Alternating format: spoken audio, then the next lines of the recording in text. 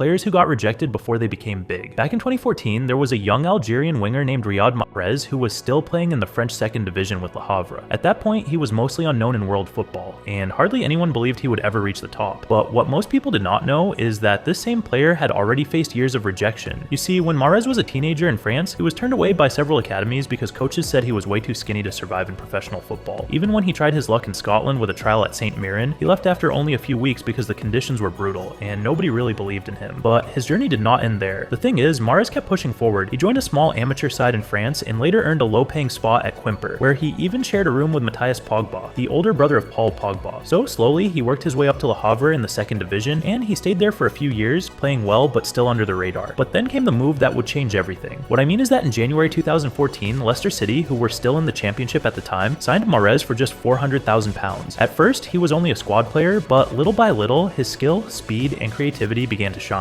But nobody could have predicted how his career was about to progress. As it turns out, only 2 years later in the 2015 to 2016 season, Mahrez exploded onto the scene. He scored 17 goals, provided 11 assists, and helped Leicester pull off the most unlikely title win in Premier League history. And by the end of that year, he was voted the PFA Player of the Year, becoming the first African player to ever win the award, and eventually earning him a move to Manchester City, where he would go on to win many more trophies. And I post football stories like this one every single day. Follow if you want the algorithm to show them to you.